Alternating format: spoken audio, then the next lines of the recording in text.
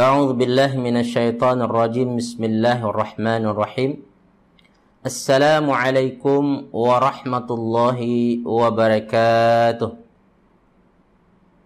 Alhamdulillahi rabbil alamin, wassalatu wassalamu ala asyrafil anbiya'i wal mursalin wa ala alihi wa sahbihi wa man iktada bihadi ila yaumiddin. Allahumma ya Fattah, Allahumma ya Alim, Allahumma ya Khabir, اللهم يا مبدئ، اللهم يا معيد، اللهم افتح علينا فتوح العارفين، وافتح علينا حكمتك، وانشر علينا من خزائن رحمتك يا أرحم الراحمين. اللهم ارحمنا بالقرآن واجعله لنا إماما ونورا وهدى ورحمة. اللهم ذكرنا منه ما نسينا وعلمنا منه ما جهلنا وارزقنا تلاوته آناء الليل وأطراف النهار waj'alhu lana hujjatan ya arhamar rahimin. Subhana rabbika rabbil izzati amma wasifun wa salamun alal mursalin walhamdulillahi rabbil alamin. Puji syukur kita kehadirat Allah Subhanahu wa taala atas berbagai limpahan rahmat dan karunia pada kita semua. Kemudian salawat dan salam pada junjungan Nabi besar Muhammad sallallahu alaihi wasallam.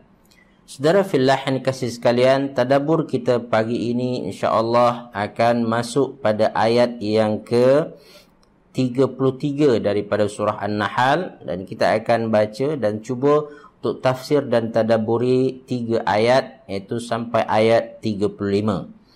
Mari kita baca terlebih dahulu ayat-ayat ini dan sila tuan-puan baca sendiri di rumah masing-masing. أعوذ بالله من الشيطان الرجيم. بسم الله الرحمن الرحيم.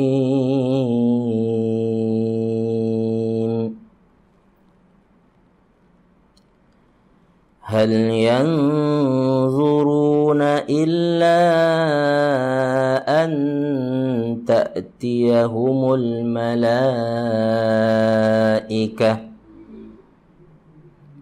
أو يأتي أمر ربك كذلك فعل الذين من قبلهم وما ظلمهم الله ولكن كانوا أنفسهم يظلمون. فأصابهم سيئات ما عملوا وحاق بهم ما كانوا به يستهزئون. وقال الذين أشركوا لو شاء الله ما عبدنا من دونه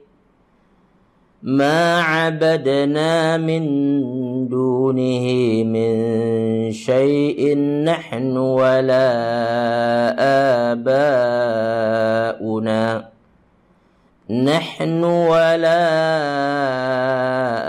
آباؤنا ولا حرمنا من دونه من شيء كذلك فعل الذين من قبلهم فهل على الرسل إلا البلاغ المبين. Sadaqallahul azim.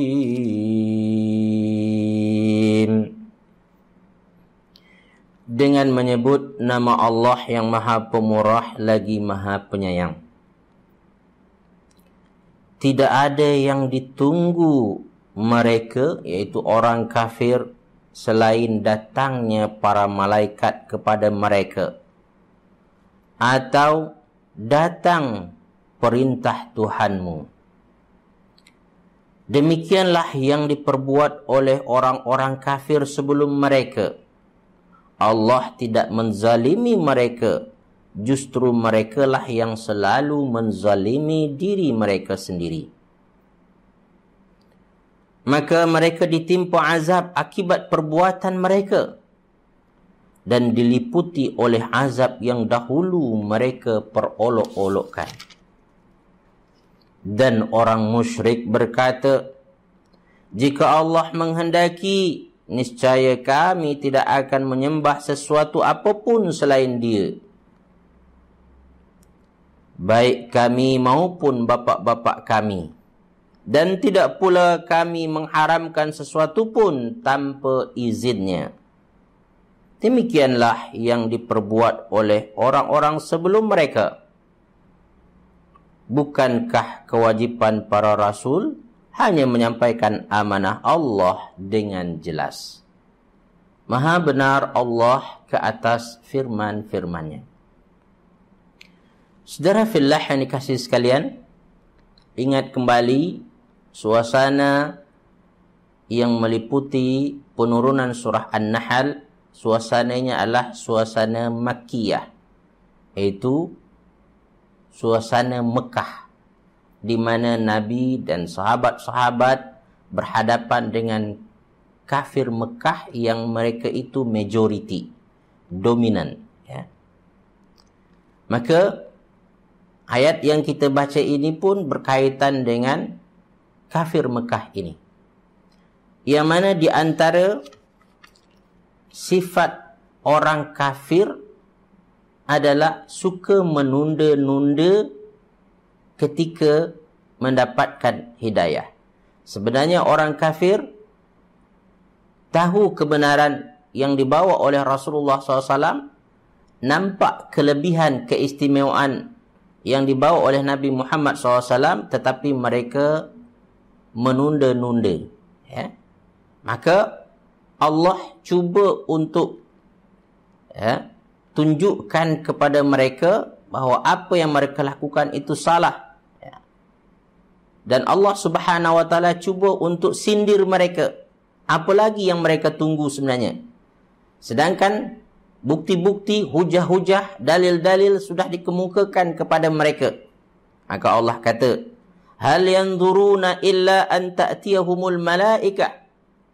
Adakah mereka itu menunggu malaikat datang untuk apa? Untuk mencabut nyawa mereka. Ya? Maka malaikat datang untuk mencabut nyawa mereka. Arti kata, adakah mereka menunggu mati barulah mereka akan tersedar? Barulah mereka akan berubah? Baru mereka akan percaya? Ya. Jadi, dan atau apa? Au ya'tiya amru rabbik. Atau datang kepada mereka ketetapan Tuhan engkau. Amru rabbik. Ingat pada ayat yang pertama kita, amru rabbik, ketetapan Tuhan engkau, perintah Tuhan engkau. Apakah itu? Kata ulama, yang dimaksud dengan amru rabbik ini adalah yaitu azab, dan yang kedua adalah kiamat. Ya? Ataukah mereka menunggu mereka ditimpakan azab dahulu, ataupun datang kepada mereka kiamat barulah mereka akan tersedar? Nah, ini cuba disindir oleh Allah Subhanahu Wa Taala sikap orang-orang kafir yang majoritinya menunda-nunda bertaubat, menunda-nunda untuk menerima kebenaran. Ya. Maknanya di antara mereka ada yang nampak kebenaran tersebut, tetapi mereka tidak mahu segera menyahut petunjuk Allah itu dan masuk ke dalam Islam. Saudara fillah yang dikasihi sekalian, adakah sikap menunda-nunda ini hanyalah sikap orang kafir Quraisy saja? Tidak, kata Rasulullah. Kata Allah Subhanahu Wa Taala, kadzalika fa'ala alladhina min qablihim. Sikap menunda-nunda hidayah ini, melambat-lambatkan bertaubat ini, merupakan kerja orang-orang kafir sebelum umat Nabi Muhammad ini. Orang kafir zaman Nabi Musa alaihissalam, Nabi Isa, ataupun sebelumnya lagi Nabi Nuh alaihissalam, mereka suka menunda-nunda ini. Sehingga mereka mati ataupun azab datang, barulah mereka itu akan tersedar. Tapi ingat, umpama dikasih sekalian, apabila kematian sudah datang, dan azab Allah sudah datang, orang baru nak bertaubat, orang baru nak sedar diri, maka itu tidak berguna, ya, tak bermanfaat. Maka Fir'aun ketika sudah ditenggelamkan oleh Allah Subhanahu wa taala, sakaratul maut, baru dia berkata, dirakamkan oleh Allah dalam Al-Quran, sekarang saya baru percaya dan beriman kepada Tuhan Musa dan Harun, kata. Bila tu? Ketika sudah berada dalam azab, ya. Jadi perbuatan menunda-nunda ini adalah perbuatan orang kafir dulu zaman Nabi dan sekarang zaman kita ini juga. Baik. Maka Allah Subhanahu wa taala mengingatkan, "Wa ma zalamahumullah." Oleh itu Allah tak pernah menzalimi seseorang. Maknanya di sini tuan-puan dan kasih sekalian, apa yang patut diperoleh oleh orang kafir, hidayah-hidayah yang patut didapatkan oleh mereka, Allah bagi. Dalam perbincangan kita yang lepas, tuan-puan dan kasih sekalian, kita ada menyebutkan ada dua jenis hidayah. Siapa ingat lagi dua jenis tersebut? Hidayah irsyad dengan hidayah apa satu lagi? Hidayah taufik. Maka hidayah irsyad ini Allah bagi kepada semua. Semua dapat. Bahkan Allah Subhanahu wa taala juga memberikan, ya, petunjuk-petunjuk yang lain yang memang sudah ada pada diri kita. Kata ulama ada tambahan. Hidayah tersebut tuan-puan dan kasih sekalian, ada sesuatu yang menyebabkan kita merasa penting kepada Tuhan itu, iaitu ada beberapa yang Allah bekalkan kepada kita. Pertama nama dia adalah hidayah fitri, ya. Hidayah fitri, iaitu secara fitrahnya kita mencari sesuatu yang besar dan agung, hebat, ya. Secara fitrahnya kita memerlukan Tuhan, ya. Semua ada tu. Secara fitrah kepada bertuhankan itu ada. Cuma ada yang betul dalam pencariannya, ada yang tersilap. Maka ada orang yang secara fitrah cari Tuhan, tuan-puan, maka nampak bagi dia sesuatu yang hebat di sekeliling dia, merasa itulah Tuhan dia. Nampak bagi dia pokok yang besar, kebetulan pula ada syaitan, jin kat sana, kan, mengganggu-ganggunya. Cuba untuk menyimpangkannya, maka dia percaya itu ada kekuatan. Ini sebenarnya yang tersilap, ya. Maka ada hidayah fitrah. Secara fitrah manusia perlukan Tuhan. Allah dah bagi itu kepada semua manusia. Fitrah perlukan Tuhan. Yang kedua nama dia adalah hidayah hawas. Hidayah hawas adalah hidayah panca indera, yang mana panca indera kita ini juga mencari-cari Tuhan juga, ya. Memerlukan kepada Tuhan, dia mencari-cari juga. Telinganya, matanya, ya. Maka dia perlukan Tuhan juga. Jadi Allah bagi dah tu. Dan semua itu boleh kita gunakan untuk menemukan Tuhan yang hakiki, ya. Yang ketiga, yang kedua tadi apa? Hidayah hawas nama dia. Yang ketiga kata ulama, Allah bekalkan kita, semua kita, dengan apa? Hidayah akal. Allah bagi kita akal untuk berfikir, memahami sesuatu yang mana kalau betul kefahaman kita, kita akan sampai pada hakikat Tuhan itu adalah Esa. Kita perlukan Tuhan dan Tuhan itu adalah Esa. Itu hidayah apa nama dia? Hidayah akal. Allah bagi pada kita semua. Ya. Maka ketika hidayah akal ini tergendala, tak berfungsi dengan baik, dalam arti kata orang itu jadi gila, tak dapat faham sesuatu, maka orang ini tak dihukum. Orang ini tidak ada ketetapan untuknya. Tak ada kewajipan dan tanggungjawab. Allah tak wajibkan dia. Ya. Maka Allah Subhanahu wa taala tidak menghukumnya ketika dia melakukan kesalahan. Baik. Tuan-tuan dikasih sekalian, ada 3 dah. Kita ulang balik apa? Hidayah fitrah atau hidayah fitri. Hidayah kedua, hidayah hawas. Hidayah ketiga pada itu, hidayah akal. Dan hidayah keempat, itu adalah hidayah din. Ini ya. Jadi bentuk hidayah itu ada dalam 4 bentuk ini. Hidayah din itu hidayah dalam bentuk agama. Ya. Maka hidayah dalam bentuk agama adalah Allah Subhanahu wa taala tahu tidak semua orang akan sampai kepada hakikat ketuhanan itu.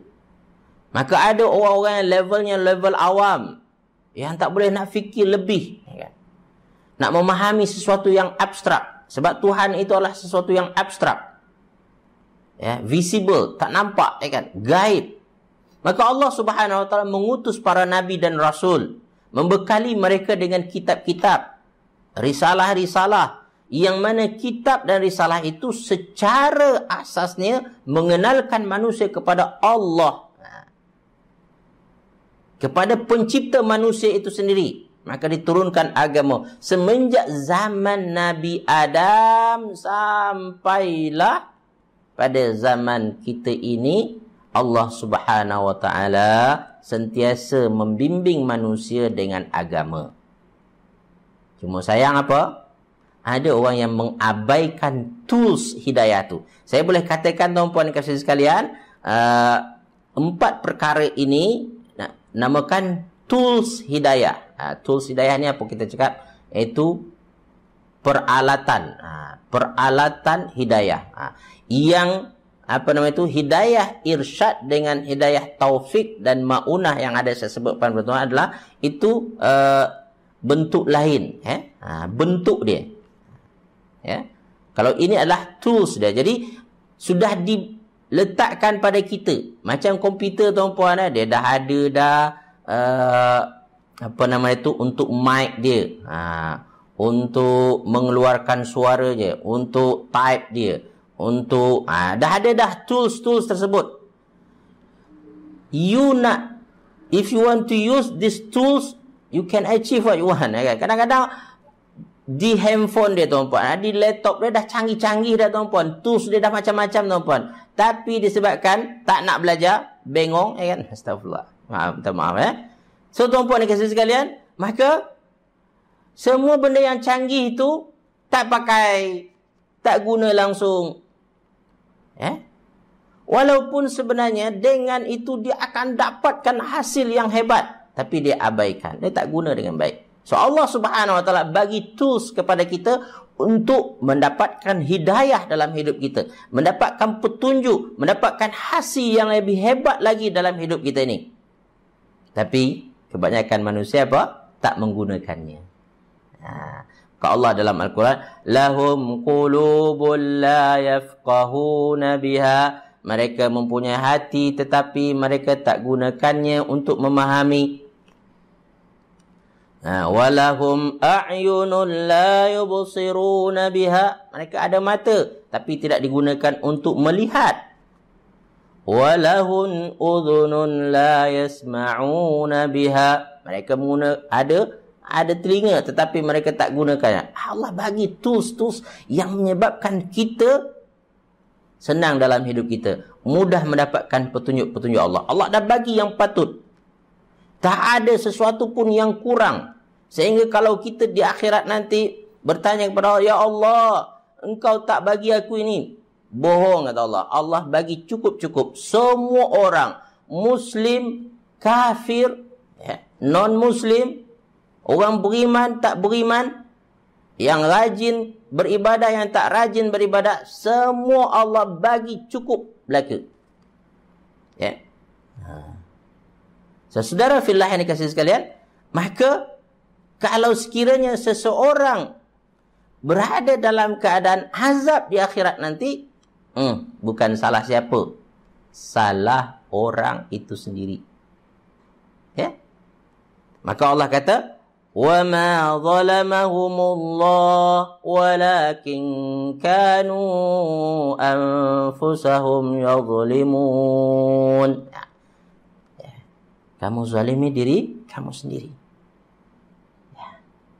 Soalnya itu, saudara fillah yang dikasihi sekalian, mari kita periksa diri kita. Sudahkah kita menggunakan potensi yang Allah bagi kepada kita sebaik-baiknya untuk meraih hidayah, petunjuk Allah yang memang semua itu akan membawa kepada kita kepada kebaikan. Ya, maka orang-orang beriman apabila ditanya apa yang diturunkan oleh Tuhan kamu, khair, baik belaka. Ya. Dan mereka sangat bersyukur dengan nikmat-nikmat tersebut. Ya. Maka tidak akan mencapai darjat yang tinggi kita di sisi Allah, tuan-tuan, melainkan kita menggunakan semua potensi yang Allah bagi kat kita. Orang paling berjaya adalah orang yang pandai menggunakan potensi yang Allah bagi. Nikmat-nikmat yang Allah bagi kepadanya. Untuk apa? Untuk menjadi yang terbaik di sisi Allah Subhanahu Wa Taala. Digunakan untuk melakukan kebaikan. Inilah orang yang berjaya sebenarnya. Jadi, orang yang beriman, yang betul-betul beriman, tuan-tuan, memang hebat. Memang hebat. Ya? Jadi, mudah-mudahan kita menjadi orang-orang hebat. Bukan hanya di mata manusia, tetapi juga di mata Allah Subhanahu Wa Taala. Saudara fillah yang dikasihi sekalian, maka Allah jelaskan, kalau ditimpa mereka itu dengan azab, apa puncanya? Dijelaskan. فَأَصَابَهُمْ سَيِّئَاتُ مَا عَمِلُوا. Mereka itu ditimpa azab akibat apa? Akibat perbuatan mereka sendiri. Akibat sikap mereka sendiri. Sikapnya diantaranya adalah menunda-nunda, melambat-lambatkan bertaubat. Ada soalan semalam, tuan-puan kata, Ustaz, apa tanda taubat saya diterima? Tandanya adalah lepas bertaubat kita tak U-turn balik. Tak U-turn balik maknanya kita tak buat jahat, tak buat benda yang kita buat dahulu, dan kita akan fokus untuk mengisi sisa-sisa umur kita itu dalam ketaatan, dalam kebaikan. Kita tak lagi berada dalam keburukan itu lagi dah. Kita berubah. Kita cenderung kepada kebaikan. Walaupun memang dalam melakukan kebaikan itu kita tak maksimum lagi. Biasalah tu. Bertahap. Tetapi keinginan kita sudah tak lagi seperti dahulu. Keinginan kita kepada yang baik-baik belaka. Keinginan kita macam mana kita boleh dapat qiyamul lail. Keinginan kita macam mana kita dapat berpuasa dengan penuh. Solat 5 waktu tepat pada masanya. Ya, itu yang ada dalam fikiran kita. Kalau ada orang dulu teruk, tetapi lepas tu dia jaga solat 5 waktu, dia jaga puasanya, dia jaga apa yang patut, ya kan? Dan dia berubah. Kalau orang tengok nanti umpama berubah 180 darjat, ya kan? Lain. Ya? Inilah tanda orang yang taubatnya diterima oleh Allah Subhanahu Wa Taala. Ya? Dan ada soalan lagi, Ustaz, kalau saya bertaubat, solat-solat saya yang lepas macam mana? Solat yang lepas qada, ini menurut kebanyakan majoriti ulama, ya, perlu di qada. Ganti balik. Jangan ambil senang. Sebab apa? Puasa kena ganti. Kenapa solat tak ganti? Ya. Haji ganti. Kenapa solat tak ganti? Seoleh itu qada. Bagaimana cara qada dia? Kalau boleh, setiap solat 5 waktu kita itu kita selitkan. Ya, kita selitkan. Sebelumnya, ini aku qada solat subuh aku yang dulu asyik ke laut je. Ya, subuh gajah je dulu kan. Bangunlah awal sikit. Bangun awal, buat ya, qada solat subuh kita. Ya. Waktu zuhur nanti pun macam tu juga. Buat sebelum dan selepas. Ya. Asar nanti seperti itu juga. Maghrib nanti seperti itu juga, ya. Dan Isyak seperti itu juga. Kiralah anggaran berapa lama dan berapa banyak solat kita, yang fardu itu, yang wajib itu kita tinggalkan. Ganti dia. Ya, ganti. Jangan anggap remeh. Dengan kesungguhan kita tadi itu, tetapi dalam masa yang sama kita ada lupa-lupa mungkin, dan kita tak betul-betul buat dengan exactly. Ingat tuan-puan dan saudara, Allah itu Maha Pengampun. Di sinilah nanti Allah akan bertoleransi. Ya, hubungan dengan Allah Subhanahu wa taala dibina atas asas itu dia bertolak ansur. Allah ini dia tak adalah macam manusia. Kadang-kadang manusia ini kalau tak seperti yang diinginkan dia, maka dia tak terima. Tapi Allah Subhanahu wa taala apabila melihat keseriusan kita, kesungguhan kita dalam mengqada apa yang kita lepas, insya-Allah Allah itu akan ampunkan kita. Itu jawapan saya kepada soalan yang lepas. So oleh itu tuan-puan dikasihi sekalian, azab yang berlaku pada seseorang, ya, semua itu berpunca daripada perbuatan manusia itu sendiri. Hatta orang beriman ke Ustaz? Iya, orang beriman pun kadang-kadang ada menghadapi kesusahan, dan itu daripada perbuatan mereka itu sendiri. Dan orang beriman biasanya tuan-puan dan kasih sekalian akan lebih cepat lagi terkena kesan perbuatan buruknya. Dia buat semalam tuan-puan, hari esok dah kena dah kesan daripada perbuatan buruk itu. Sehingga dia sedar, ya Allah aku silap, ini gara-gara silap aku semalam lah ni. Kan? Sebab tanda sayangnya Allah pada seorang hamba, tuan-puan dan kasih, dia hukum hambanya itu, atau dia tunjukkan buruknya perbuatannya itu segera, supaya dia bertaubat segera, dan supaya dia tak bawa dosa itu ke akhirat. Ketika Allah Subhanahu wa taala dah balas, dah kenakan dia di dunia, maka Allah tak akan kenakan lagi dia di akhirat. Ini untuk orang beriman. Orang beriman, kata Rasulullah SAW, Allah tak akan kenakan dia 2 kali. Di dunia dia dah kenakan, di akhirat tak ada lagi dah. Tapi ingat tuan-puan dan kasihan, orang kafir, orang yang tidak beriman, di dunia kena, akhirat pun kena belasah. So oleh itu berbaik sangkalah.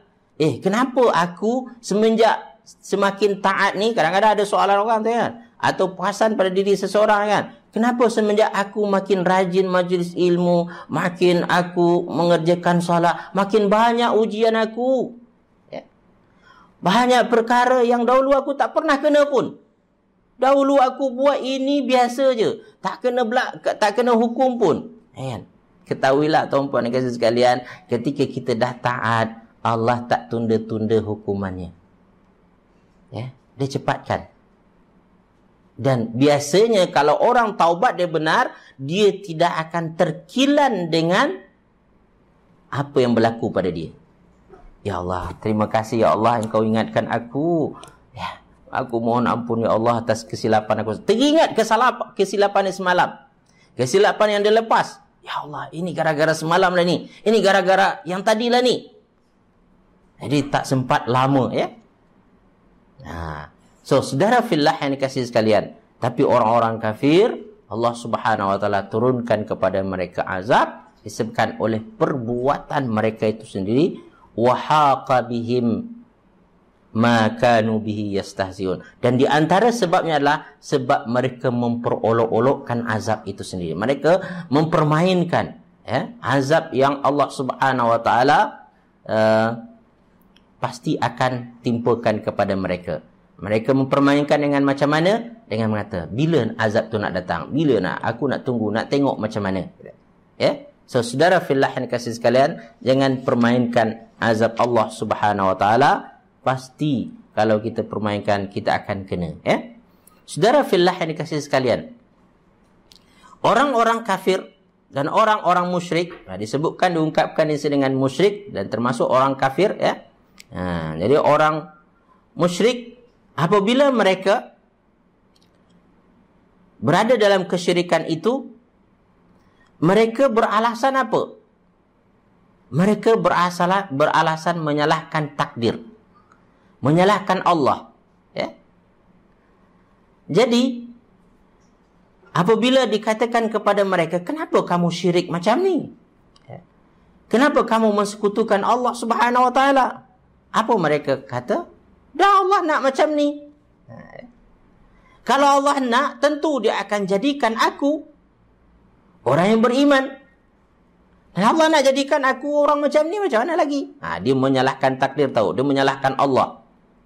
Dan ketahuilah ini cara fikir yang salah dalam melihat ketentuan dan ketetapan Allah Subhanahu Wa Taala. Kita dah bincang tentang takdir. Nanti insya-Allah dalam sesi tadabbur kita, nanti selepas ini saya akan bincangkan lebih banyak lagi mengenai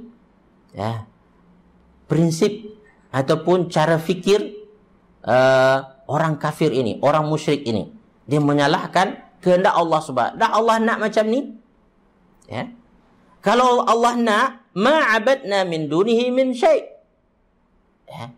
Kalau Allah nak, tentu kami tak syirik macam ni, tak menyembah selain Allah Subhanahu Wa Taala. Bahkan ibu bapa, nenek moyang kami pun tak jadi macam ni. Dah nenek moyang kami dah macam tu, macam mana lagi? Kami ikut nenek moyang kami saja. Ya, ini alasannya. Bahkan mereka juga menyalahkan Allah Subhanahu Wa Taala dalam tindakan mereka mengharamkan yang halal. Dia kata, ketika mereka melanggar hukum hakam Allah Subhanahu Wa Taala, mereka kata, alah, Allah nak macam ni, macam mana lagi? Ya. Ini cara fikir yang salah. Ya. Wala haramna min dunihi min syai'. Tentu kami tidak akan mengharamkan sesuatu pun.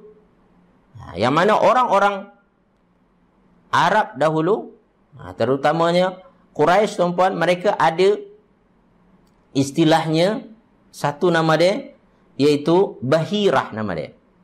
Ada haiwan bahirah. Haiwan bahirah ni, tuan-puan, unta betina yang sudah melahirkan 5 kali. Ya, dah melahirkan 5 kali. Dan anak kelimanya itu ketika itu jantan. Ya. Anak kelima unta tersebut jantan. Maka unta betina itu akan dibelah telinga dia. Ya. Dia akan belah telinganya, lalu dilepaskan begitu saja. Dan tak boleh lagi disembelih, tak boleh lagi ditunggangi. Dia unta yang bebas. Dan ini dianggap sebagai unta keramat. Siapa yang kacau, nanti kenalah. Jadi ada kefahaman seperti itu. Itu nama dia bahirah. Ada lagi nama dia saibah, tuan-puan. Ini disebutkan dalam surah Al-An'am. Saibah, itu mereka berkeyakinan bahawasanya itu unta betina yang dibiarkan pergi ke mana saja. Sebabkan unta itu sudah dinazarkan. Unta nazar. Unta nazar ini akan dibagi tanda juga. Dan apabila dah dinazarkan tersebut, tak boleh lagi dah dikacau, diganggu. Ada nama dia, satu lagi nama wasilah nama dia. Wasilah ini apa pula? Wasilah adalah iaitu kambing biri-biri yang melahirkan anak kembar. Anak kembar jantan dan betina. Maka yang jantan ini nih disebut wasilah. Dan wasilah ini tak boleh disembelih juga. Haram. Haram disembelih. Maka saibah tadi haram, wasilah tadi haram, dan apa nama itu, bahirah tadi pun haram. Mereka tak benarkan. Siapa yang memberi mereka arahan mengharamkan itu mereka sendiri. Allah Subhanahu Wa Taala tak pernah mengharamkan haiwan-haiwan yang seperti itu. Maka ditanya, kenapa kamu haramkan? Dah Allah nak macam tu. Menunjukkan, tuan-puan, mereka salah faham dalam memahami takdir. Baik, saudara fillah yang dikasihi sekalian. Jadi dalam arti kata lagi, tuan-puan dan sekalian, mereka beranggapan bahawasanya mereka melakukan syirik itu Allah tak marah pun. Buktinya kami boleh hidup lagi, kami boleh buat ini, buat itu, dan tak ada yang tegur, dia kata. Maka Allah Subhanahu wa taala menolak kenyataan mereka itu. Allah tegur, tapi dia tak adalah tegur dengan terus, tetapi dia tegur dengan cara mendatangkan nabi dan rasul. Ya. Nabi dan rasul yang menegur. Ya. Sebagaimana kita kata perintah Allah Subhanahu wa taala sampai kepada kita berperantara. Dia ada medium dia. Pada nabi, medium dia adalah malaikat, dan kepada kita adalah nabi dan rasul ini. Ya. Dia tak terus. Sebagaimana rezeki kita tak terus turun dari langit. Melayang-layang bawa, ya kan? Maka kita sambut. Tak macam tu. Rezeki kita datang melalui orang. Rezeki kita datang melalui pokok. Rezeki kita datang melalui kerja kita. Kita bercocok tanam, ya kan? Jadi dia ada perantara. Demikian juga peringatan Allah Subhanahu wa taala ada perantara dia. Perantaranya adalah nabi dan rasul. Ingat, tugas nabi dan rasul ini kata Allah Subhanahu wa taala hanya menyampaikan. Kata Allah Subhanahu wa taala, "Fahal 'alar rusuli illal balaghul mubin." Tak adalah tugas rasul melainkan hanya untuk menyampaikan saja. Tak lebih. Sebagaimana tugas ustaz-ustaz, alim ulama, ya kan, hanya menyampaikan saja. Ya, apabila disampaikan orang tak berubah, jangan salahkan ustaz, jangan salahkan alim ulama, ya kan? Itu salah masing-masing. Ya, jadi itu saudara fillah yang dikasihi sekalian dari segi tafsir terhadap surah An-Nahl ayat 33 sampai 35. Okey, ada soalan di sini. Ustaz, maksudnya qada salat itu harus dipentingkan lagi sebelum salat sunat rawatib. Menurut sebagian ulama memang, sebab qada itu lebih utama ya daripada sunat. Lagipun pahala melaksanakan yang fardu lebih besar daripada pahala melaksanakan yang sunat. Jangan tinggalkan yang fardu. Ya, ramai di antara orang itu dia laksanakan yang sunat, dia tinggalkan yang fardu.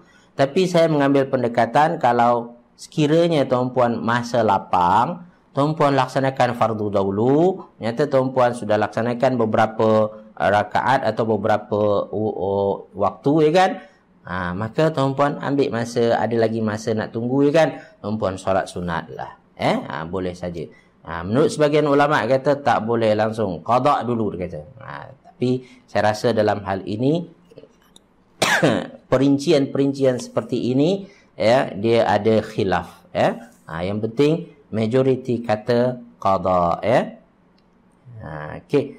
Kak Elia baru faham maksud zalim diri sendiri rupanya ya.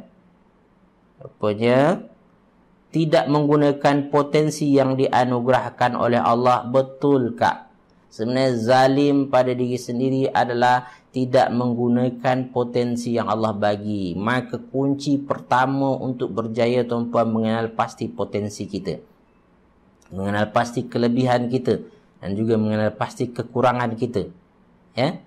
Di dalam Al-Quran dijelaskan potensi-potensi. Ditunjukkan kepada kita. Potensi-potensi kita. Ya? Kata Allah Subhanahu wa taala, laqad khalaqnal insana fi ahsani taqwim. Ya, laqad khalaqnal insana fi ahsani taqwim. Sesungguhnya kami telah menciptakan manusia dalam sebaik-baik bentuk. Wa laqad karramna bani Adam, kata Allah. Dan kami telah memuliakan anak cucu Adam. Banyak Allah bagi kelebihan. Sayang kita tak menggunakan kelebihan-kelebihan tersebut ya. Baik, tuan-tuan puan-puan dikasihi sekalian, itu dia dari segi tafsir terhadap ayat-ayat kita ini. Baik, tuan-tuan puan-puan dikasihi sekalian. Ya. Baik, kita lanjutkan. Dari segi tadabbur, tuan-puan dikasihi sekalian, cuba tuan-puan garis bawahi. Pertama adalah iaitu perkataan yanzurun pada ayat 33 tersebut. Ya. Perkataan yanzurun, iaitu menunggu-nunggu, menunda-nunda. Ya. Ingat tuan-puan dikasih sekalian, ketetapan Allah itu ada time frame ataupun tempoh masanya. Maka hidayah Allah Subhanahu wa taala pun ada tempoh masanya. Setiap sesuatu ada tempoh masanya. Jadi apabila kita menyedari ada satu hidayah, satu petunjuk daripada Allah Subhanahu wa taala, yang mana setiap ketetapan itu akan diberi oleh Allah hidayah, kita bincang sebelum ni kan. Jadi ketika kita mendapat petunjuk tersebut, lalu kita tak menggunakan petunjuk itu pada masa itu, sehingga berlalulah petunjuk tersebut, ingat dia takkan kembali lagi. Ya. Dan dia boleh saja lepas itu pergi dan takkan kembali. Maka sangat penting bagi kita, orang yang faham surah An-Nahl ini tuan-puan, setiap petunjuk Allah itu grab, gunakan sebaik-baiknya. Cepat. Dan mukmin produktif yang menjadi tema perbincangan kita terhadap surah An-Nahl ini adalah orang yang cepat dan cekap dalam mengambil peluang dan kesempatan. Ya. Dia tidak, orang kita kata terhege-hege, lambat, ya kan? Dia segera, dia nampak perkara itu baik untuk dia, bermanfaat untuk dunia dan akhirat dia, tidak menjejaskan hubungannya dengan Allah Subhanahu wa taala, dia akan gunakan sebaik-baiknya. Jangan tunda-tunda. Jangan lambat-lambat. Maka Allah Subhanahu wa taala mensifatkan orang-orang beriman di dalam Al-Quran, terutama dalam bab kebaikan, wasari'u ila maghfiratin min rabbikum, bersegeralah kamu kepada keampunan Tuhan kamu dan syurga. Saudara fillah yang dikasihi sekalian, sehingga Allah Subhanahu wa taala ada mengkategorikan orang beriman ini dua kategori. Ya. Dalam surah Al-Waqi'ah. Siapa tahu apa dua kategori tersebut? Pertama apa kata Allah? Ashabul yamin. Ya. Kategori pertama adalah ashabul yamin. Yang kedua apa? Ashabul shimal. Ashabul shimal itu untuk orang kafir, ya. Ya, jadi manusia dikategorikan oleh Allah dalam ayat ada tiga kategori, tapi orang beriman ada dua. Pertama adalah ashabul yamin, yang kedua adalah as-sabiqun as-sabiqun, yaitu al-muqarrabun. Ya. Itu ashabul yamin, ini adalah mukmin biasa-biasa. Yang kedua adalah muqarrabun, yang disifatkan oleh Allah Subhanahu as-sabiqun as-sabiqun, orang yang berlumba-lumba. Ya, berlumba maknanya biasanya adalah bertanding cepat. Bertanding cepat dalam apa? Dalam melakukan kebaikan. Sebagaimana ayat lain mengatakan fastabiqul khairat, kata Allah. Ya, berlumba-lumbalah kamu dalam kebaikan. Jadi akan ada perbezaan nanti mukmin yang biasa-biasa dengan mukmin yang luar biasa. Mukmin luar biasa di antara ciri khasnya adalah pantas, cepat dalam mengambil peluang kebaikan. Ya. Ashabul yamin ini biasanya adalah follower. Muqarrabun biasanya adalah pioneer ataupun perintis, orang yang di awal. Ketahuilah kerja perintis, kerja orang yang yang mengasaskan sesuatu bukan kerja senang, kerja berat, ya kan? Kerja susah, penuh dengan cabaran. Tapi karena orang ini berfikir untuk akhirat, maka dia ketepikan. Susah untuk akhirat tak apa, ya. Saudara fillah yang dikasihi sekalian, mereka jadi muqarrabun, ya, orang-orang yang paling dekat dengan Allah Subhanahu wa taala. Ada nama dia Ashabul Yamin, kan? Orang mukmin biasa. Orang dah buat, kan? Maka dia pun baru buat. Si fulan tu baguslah. Tengok dia buat tu hasilnya. Biasa macam tu. Saya dalam beberapa projek-projek kebajikan buat seperti itu. Saya suka untuk yang di awal. Selanjutnya boleh orang lain sambung.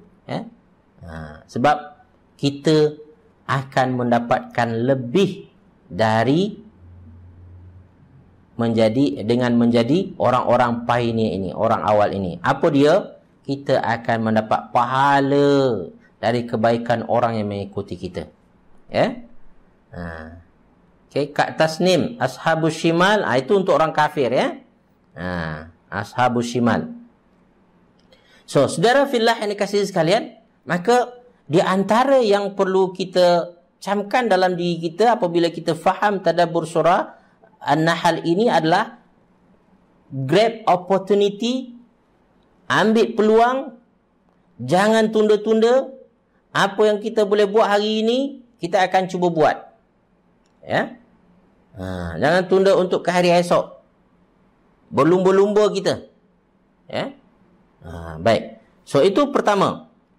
Tuan-tuan perempuan dikasihi sekalian, garis bawahi pada ayat 33 tersebut, iaitu وَمَا ظَلَمَهُمُ اللَّهُ وَلَكِنْ كَانُوا أَنفُسَهُمْ يَظْلِمُونَ.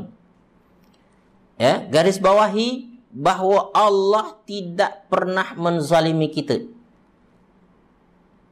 Apa maknanya? Allah selalu berlaku adil. Allah selalu berlaku adil kepada makhluknya, tak kira siapapun. Maka keadilan Allah Subhanahu wa taala merata. Keadilan Allah Subhanahu wa taala akan diberikan kepada semua. Maka apabila tuan-puan mendapatkan sesuatu yang berlaku pada diri tuan-puan, berfikirlah. Berfikir dengan beberapa tahap. Pertama tuan-puan, apabila tuan-puan dapat sesuatu, pertama adalah berfikir tauhid nama dia. Pola fikir pertama adalah tauhid. Apa tu? Mesti dari yang satu. Siapa dari yang satu tu? Dari Allah. Ini apabila berlaku pada kita, ingat ni tauhid. Dari Allah. Jadi, itu peringkat yang pertama. Dari Allah. Itu berfikir tauhid. Yang kedua adalah berfikir luasnya ilmu Allah. Ketika tuan-puan dah tahu itu dari Allah, tuan-puan ingat cepat, Allah Maha Tahu. Teringat. Allah itu alim. Allah Maha Tahu apa yang terbaik untuk aku. Yang ketiga tuan-puan, tuan-puan teringat Hakimullah. Kebijaksanaan Allah Subhanahu wa taala. Allah selain dia tahu, dia bijaksana. Mesti ada hikmah di sebalik ni. Itu kena ingat cepat. Ada hikmah dia ni. Yang keempat tuan-puan dan kasihan, teringat kita cepat keadilan Allah Subhanahu wa taala. Terutama apabila tuan-puan berada dalam suatu situasi dizalimi. Apabila tuan-puan berada dalam situasi dizalimi, tuan-puan ingat, Allah Maha Adil. Allah tak akan biarkan aku seperti ini. Pasti dia akan balaskan untuk aku. Jadi ingat tu Satu tadi apa? Tauhid. Segalanya datang dari yang satu, iaitu Allah Subhanahu wa taala. Kedua apa? Cuba tulis Satu apa dia? Tauhid. Yang kedua apa? Keluasan ilmu Allah Subhanahu wa taala. Yang ketiga apa? kebijaksanaan Allah Subhanahu wa taala. Yang keempat apa? Keadilan Allah Subhanahu wa taala. Ya? Keadilan Allah Subhanahu wa taala. Dan yang kelima tuan-puan, kasih sayang Allah. Ya. Kasih sayang Allah Subhanahu. Allah itu Maha Penyayang. Takkanlah Allah akan biarkan aku dalam keadaan seperti ini. Ini mesti kita bawakan dalam diri kita. Jadi ayat ini menegaskan kepada kita pada poin yang keempat yang kita sebutkan tadi. Wa ma zalamahumullah walakin kanu anfusahum. Allah tak pernah menzalim mereka. Dalam arti kata Allah sentiasa berlaku adil kepada kita. Ya. Jadi apabila berlaku pada kita, fikir tauhid ini. Bimbing hati kita dengan ini. Kerana kita akan lebih mudah untuk menghadapi ujian dan dugaan kehidupan ini. Allah tak pernah menguji aku, melainkan disebabkan oleh ilmunya yang luas, kebijaksanaannya yang tinggi, keadilannya yang merata, ya, serta kasih sayangnya. Merasakan kasih sayang Allah Subhanahu wa taala sangat penting dalam kehidupan kita. Ketahuilah, insya-Allah kalau tuan-puan ada dalam fikiran tuan-puan ini, insya-Allah banyak perkara dalam kehidupan tuan-puan akan dapatkan dengan lebih mudah, lebih ringan. Ya. Tuan-puan akan lebih bijaksana nanti. Ya, sebab tuan-puan mengambil kebijaksanaan Allah Subhanahu wa taala. Baik. So, saudara fillah yang dikasihi sekalian, sekali lagi garis bawah ini, wa ma zalamahumullah walakin kanu anfusahum yadhlimun. Allah sekali-kali tidak pernah menzalimi manusia. Tidak orang kafir, apatah lagi orang beriman. Allah tak akan zalimi orang. Kalau orang kafir pun Allah kata Allah tak akan zalimi, apatah lagi saudara-saudara semua orang yang percaya kepada Allah, yang mempertuhankannya, yang tuan-puan jadikan ibadah dan perbuatan amalan tuan-puan untuk dia, lalu dia akan zalimi tuan-puan? No way, impossible. Allah sayang, Allah Maha Penyayang. Wa kana bil mu'minina raufur rahim. Ya? Allah itu sangat penyayang kepada orang-orang beriman. Cuma tuan-puan, ketika berlaku apa yang tuan-puan tak suka, tak berkenan, ya kan? Cek balik. Sebab apa? Biasanya daripada perbuatan kita. Ingat yang saya sampaikan dalam tafsir tadi. Misalnya Allah tanda sayang daripada seorang hamba diuji. Itu hadis Rasulullah kata. Apabila Allah sayang pada seseorang, Allah uji. Sebab dengan ujian tersebut, Allah nak upgrade kedudukan dia. Sebagaimana kita nak bagi orang atau murid kita naik darjah, naik tingkatan, maka kita uji dia. Allah pun seperti itu. So, saudara fillah yang dikasihi sekalian, Allah tak pernah menzalimi manusia, apatah lagi orang beriman. Allah Maha Adil. Allah Maha Adil. Allah Maha Bijaksana. Allah Maha Mengetahui. Allah Maha Penyayang pada hamba-hambanya.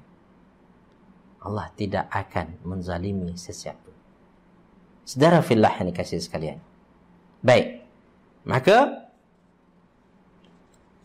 pada ayat yang ke-34 tuan-puan garis bawahi, iaitu ma'amilu. Jadi iaitu ayat yang keempat adalah ma'amilu. Jadi apa keburukan yang berlaku pada kita? Ma'amilu, disebabkan oleh perbuatan kita sendiri. Garis bawah itu. Jangan salahkan sesiapa. Salahkan diri kita sendiri. Kadang-kadang kesilapan yang bersifat harian pun tuan-puan dan sekalian memang kadang-kadang dilakukan oleh orang lain. Tetapi balik pada diri kita juga. Kadang-kadang kita yang sepatutnya perlu mengawal lebih intensif lagi, tapi kita tak buat. Lalu berlaku kesalahan. Lalu kita kata awak buat macam mana? Tapi sebenarnya kita tak memberikan usaha yang maksimum. Cek balik diri kita. Aku sendiri sebenarnya tak buat dengan betul. Sehingga kaki tangan aku buat salah. Tapi itu tidak menghalang tuan-puan untuk menegur, menegur orang yang buat salah tersebut, tapi dengan cara baik. Tapi kita sendiri muhasabah diri kita. Aku sendiri sebenarnya lalai tadi. Kesalahan dibuat oleh anak-anak kita. Kadang-kadang tuan-puan saya, kalau kita hisap balik, sebenarnya aku sebagai ibu bapa yang tak bagi tahu, tak ajar, sehingga anak aku jadi macam ni. Maka muhasabah diri kita, cek balik diri kita.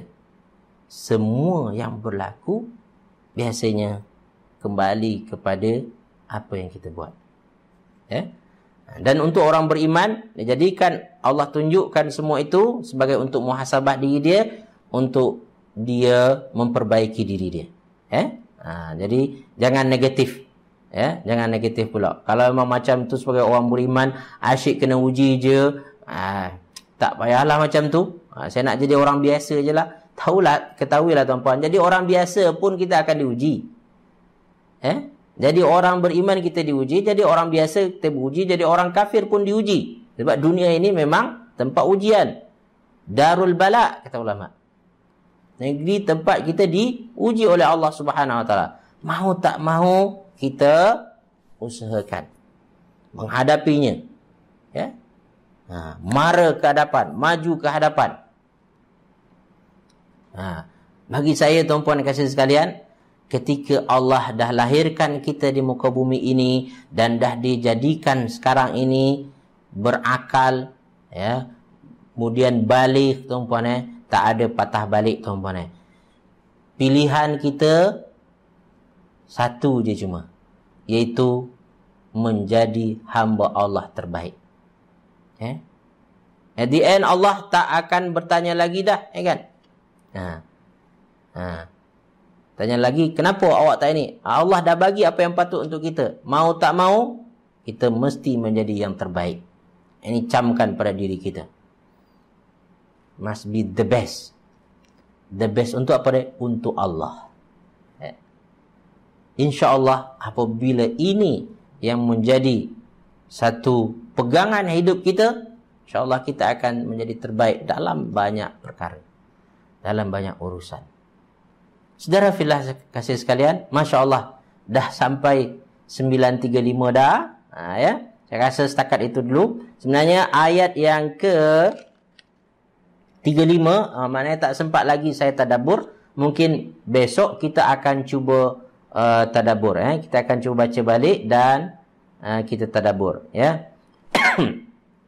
Ya kawan, dunia adalah tempat ujian. Betul. Apa yang berlaku punca dari diri kita sendiri. Betul. Memang confirm sebenarnya. Confirm tuan-puan dan kasih sekalian daripada diri kita sendiri. Tapi kita suka berlepas diri. Lalu kita alihkan, merasa bahawa itu adalah daripada orang lain, sebabkan orang lain.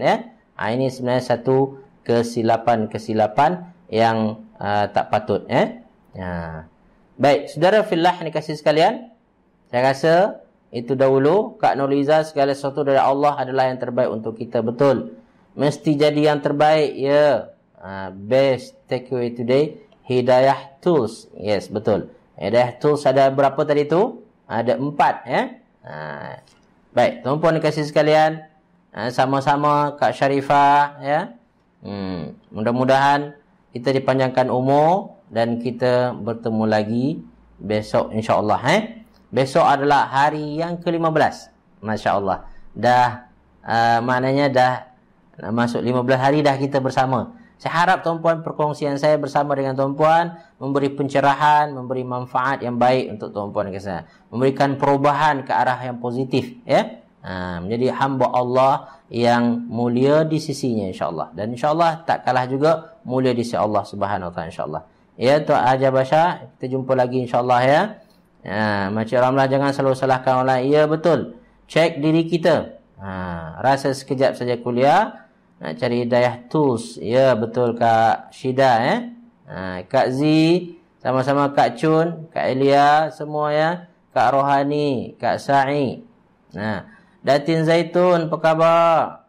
Alhamdulillah, semoga bermanfaat ya. Kak Tasmiati, Kak Tasnim ya. Wa iyyakum insyaallah. Ya, Kak Salehah seperti itu juga. Ya. Makcik Ramlah, Kak Raja Fatimah, Kak Salma Kasim terima kasih pada semua. Terima kasih pada Kak Nurziah ya. Kak Rubiah, muhasabah diri, jangan salahkan orang. Terima kasih Ustaz. Ya betul ya.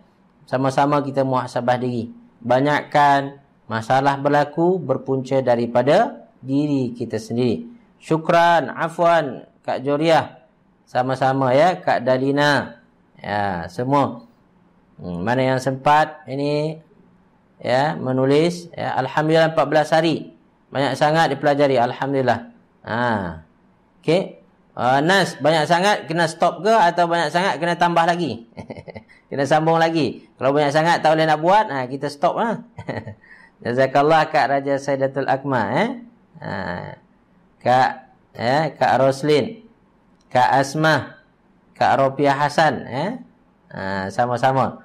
Baik, tuan-tuan puan-puan yang kasih sekalian, aqulu qawli hadza wastaghfirullah li wa lakum wa li sairil muslimin wal muslimat fastaghfiruh innahu huwal ghafurur rahim. Tasbih kafarah dan surat al-asri. Subhanakallahumma bihamdik asyhadu an la ilaha anta astaghfiruka wa atubu ilaik. A'udzu billahi minasyaitonir rajim. Bismillahirrahmanirrahim. Wal 'ashr innal insana lafi khusr illa alladhina amanu wa 'amilus solihati wa tawassaw bil haqq wa tawassaw bis sabr. Assalamualaikum warahmatullahi wabarakatuh. Ya, terima kasih juga pada kakak saya dekat kampung Istiqamah dalam 14 hari dah mudah-mudahan dapat sambung lagi sampai ke akhir Ramadan insya-Allah ya. Jazakumullah khairan katsiran. Assalamualaikum warahmatullahi wabarakatuh.